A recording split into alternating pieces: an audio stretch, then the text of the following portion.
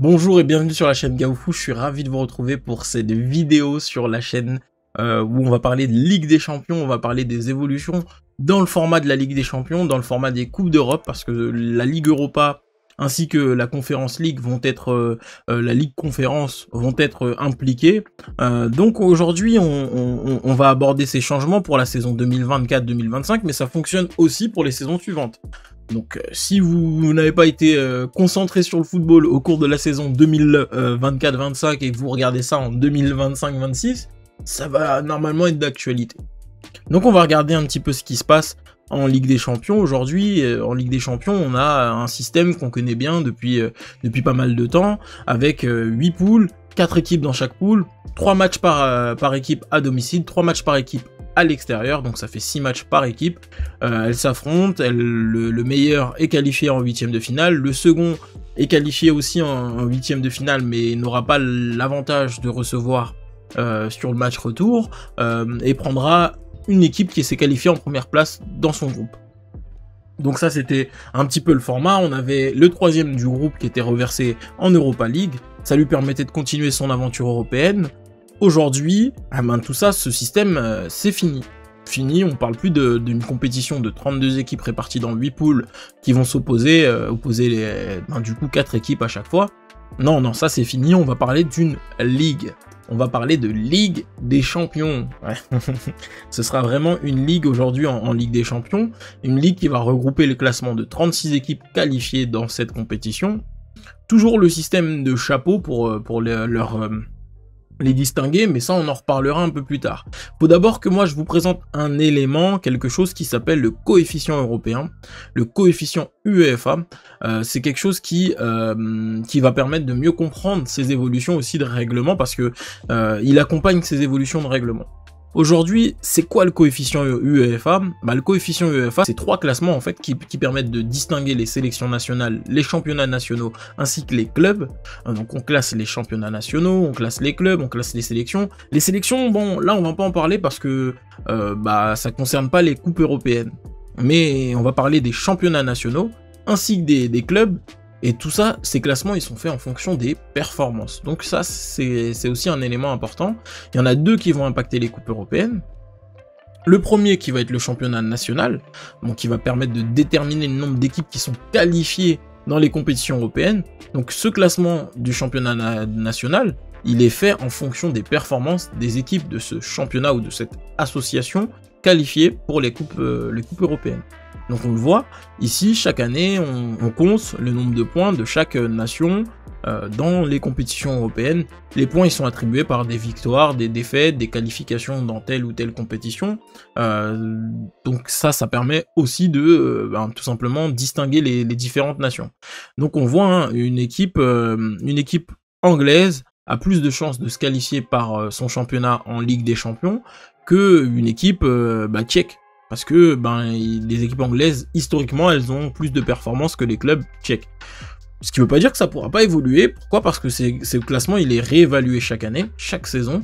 Et chaque saison, ça change, ça évolue. Il faut savoir qu'il y a une barrière, on va dire une barrière qui existe à partir de la 4e place, où là, on n'a plus 4 équipes qualifiées, mais 3 qui sont qualifiées directement. Et ensuite, une qui est qualifiée en tour préliminaire.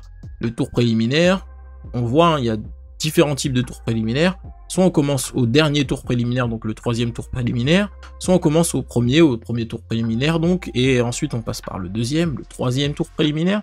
Ou sinon, là on voit, c'est un tour qualificatif pour les champions, le tour des champions, la voie des champions. On va en reparler un tout petit peu plus tard.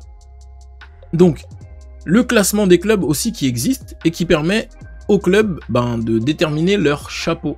Parce que un club anciennement les clubs et le chapeau des clubs était déterminé par leur performance dans leurs championnats nationaux. Donc une équipe qui était championne était directement chapeau 1, d'office chapeau 1, suivant aussi le classement de son championnat. Donc les 6 premiers championnats européens permettaient d'avoir ce chapeau 1. Ensuite on avait l'équipe qui avait gagné la Ligue des Champions la saison passée et l'équipe qui avait gagné l'Europa League la saison passée. Les 8 équipes étaient dans le chapeau 1, ça permettait de constituer ce premier chapeau.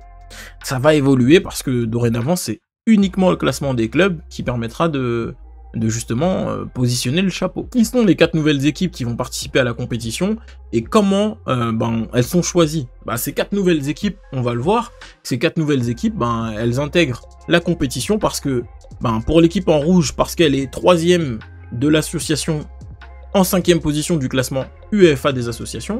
Donc on le voit, hein, la 5e position, elle est pour la France. La 5e position, elle est pour la France. La France a donc droit à une équipe qui se qualifie en plus directement par le championnat. Donc cette année, c'est Monaco en Ligue des Champions. La 4e équipe, elle sera Lille. Ça sera les tours préliminaires pour Lille. Ensuite, il y a une place qui est liée à la qualification de 5 clubs par la voie des champions, contrairement à avant où on n'en avait que 4. Donc c'est les tours préliminaires. Vous avez la voie des champions, donc tous les champions de championnat un petit peu moins en lumière, un petit peu moins bien classés, ils passent par des tours préliminaires où ils s'affrontent, où ils se jouent les uns les autres. Je prends un exemple, le champion du Pays de Galles, il va jouer ses tours préliminaires, il part de très loin parce qu'ils ont très peu de performances en Ligue des Champions.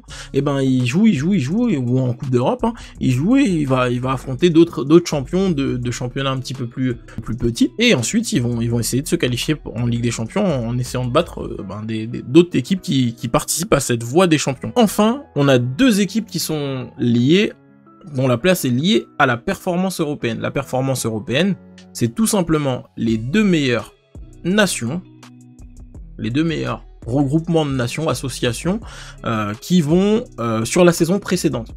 Donc les 2 meilleurs, on regarde l'Italie, l'Allemagne, au lieu d'avoir leurs 4 places comme c'est prévu par rapport à leur classement de championnats nationaux, elles ont 5 places, parce que il fallait 2 équipes supplémentaires parmi les meilleures équipes d'Europe. Donc les 2 nations qui ont eu les meilleures performances sur la saison précédente bénéficient de 2 places supplémentaires. Là, on va essayer de savoir comment fonctionnera le tirage au sort de la phase de ligue.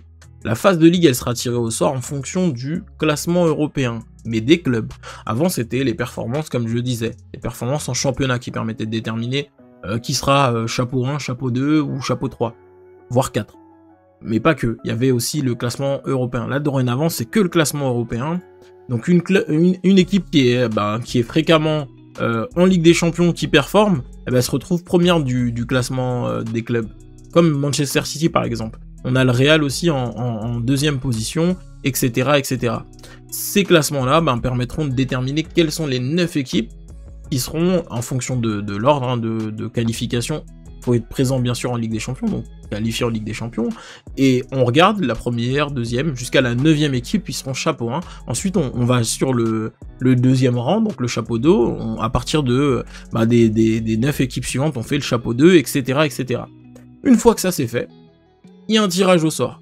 Le tirage au sort, on va prendre une équipe du chapeau 1, on va tirer au sort ses adversaires, et par exemple pour une équipe du chapeau 1, chaque équipe aura 2 matchs face à 2 équipes de son chapeau.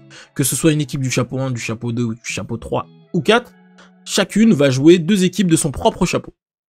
Ensuite, elle va jouer 2 équipes des autres chapeaux. On le voit là avec le chapeau 2, on le voit là avec le chapeau 3, et donc on le voit ensuite avec le chapeau 4. Donc dans tous les chapeaux, il y aura forcément une équipe qui va affronter 2 autres du chapeau. Ce qui fait 8 matchs, donc 4 matchs à domicile, 4 matchs à l'extérieur pour chacune des équipes. Donc ça c'est super intéressant parce que ça va permettre aussi d'avoir des confrontations. Par exemple, je vous donne un exemple, Manchester City qui va pouvoir affronter le Real Madrid, ainsi que pourquoi pas le Paris Saint-Germain. Ils sont dans le même chapeau et que dorénavant en Ligue des Champions, des équipes du même chapeau s'affrontent. On va avoir aussi la possibilité de voir des clubs anglais s'affronter dès les phases de poule, des clubs peut-être aussi plus petits, parce qu'avant une équipe comme Brest, elle était obligée de se, entre guillemets, coltiner, parce que Brest n'a pas d'expérience en Ligue des Champions ou en Coupe d'Europe. Ils étaient obligés de se coltiner 3 gros en fait, automatiquement, parce que c'est 3 équipes en tout cas plus expérimentées. Là, ils vont pouvoir aussi affronter des équipes qui ont le même niveau d'expérience, parce que dans le même chapeau. On le voit, une fois que les équipes se sont affrontées dans cette compétition, dans ces 8 matchs, dont 4 à domicile, 4 à l'extérieur, on le voit, ben, elles vont être classées. Ces équipes, elles vont être classées en fonction de ce classement. On va déterminer qui est qualifié pour les huitièmes de finale. Les 8 meilleurs sont directement qualifiés pour les huitièmes de finale. Ensuite, il y aura 16 équipes. 16 équipes qui vont elles, disputer un barrage aller-retour pour ces huitièmes de finale. Donc les équipes qui sont classées de la 9e à la 24e position.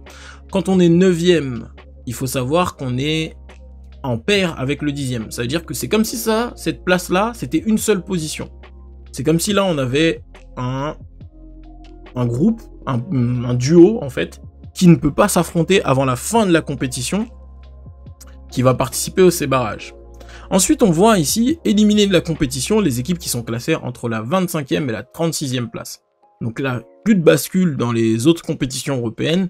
Ils peuvent rentrer chez eux, ils peuvent se reposer, ils peuvent aller se concentrer sur le championnat. Plus de matchs de Coupe d'Europe par la suite.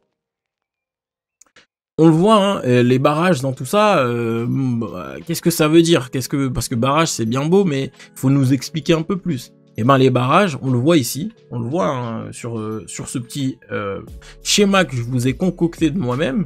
Il y a un tirage par paire. Un tirage par paire, ça veut dire quoi? Ça veut dire qu'une équipe qui est classée premier ou deuxième, ou qui est classé 15e ou 16e par exemple, hein, c'est pour... Là je vous ai mis toutes les paires possibles, je vais disparaître, comme ça vous allez pouvoir les observer, n'hésitez pas à faire des captures d'écran, je vous ai mis toutes les paires possibles, suivant les paires là qui sont ici, eh bien vous aurez des matchs qui vont vous permettre de voir des équipes qui ont fini à peu près à la même position s'affronter uniquement en finale. Et pour ça je vais vous montrer, et je vais couper, je vais vous montrer le classement, le tableau final. Et le tableau final, il est là. Le tableau final, on le voit, il y a deux voies possibles.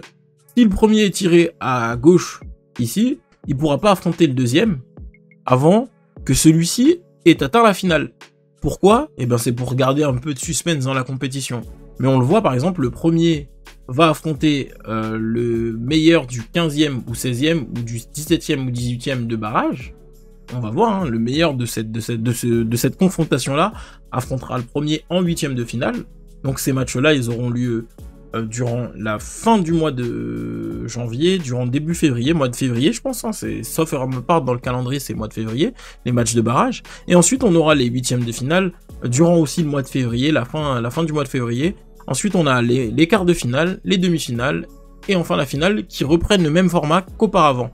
Juste la petite distinction, c'est que les meilleures équipes de la phase de ligue ne pourront pas s'affronter avant la finale, et ainsi de suite. On voit hein, là les paires, si vous avez besoin, n'hésitez pas à faire une capture d'écran, je suis plus à l'écran, donc c'est totalement fait pour ça.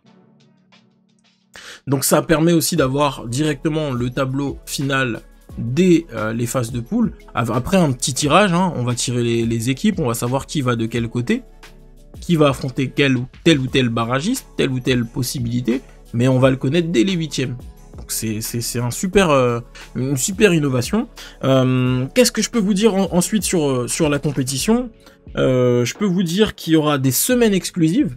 Donc il y a des semaines où on aura une seule compétition européenne.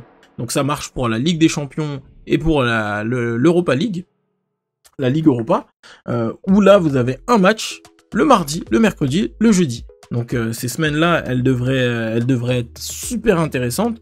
Vous aurez aussi la dernière journée de Champions League et d'Europa League, où tous les matchs auront lieu le même jour à 21h. C'est super intéressant. Franchement, ça va permettre d'avoir des moments, des soirées sans madame, sans messieurs pour certaines dames aussi, ou avec les copains à la maison. Ça va être super sympa. Non, je rigole, je vais me faire tirer les oreilles si elle regarde la vidéo. Et elle regarde la vidéo, donc je vais me faire tirer les oreilles. Mais non, mais en tout cas, c'est super intéressant et je pense que vous allez passer de super moments avec ces nouveaux formats de Ligue des Champions. Ça fait beaucoup de matchs à suivre, mais aussi beaucoup de spectacles. Il ne me reste plus qu'à vous remercier pour votre visionnage et votre présence sur cette vidéo. J'espère que vous avez bien compris les différents changements. N'hésitez pas à me poser vos questions en commentaire, n'hésitez pas à réagir à cette vidéo aussi si ça vous convient, si ça vous plaît, qu'est-ce qui vous hype le plus, ce que vous attendez le plus de la compétition, pourquoi pas. N'hésitez pas à me le dire dans les commentaires de cette vidéo. En tout cas, moi je suis super content de vous retrouver ici et j'espère qu'on se reverra très vite pour de nouvelles aventures sur la chaîne Gaofu. Ciao ciao.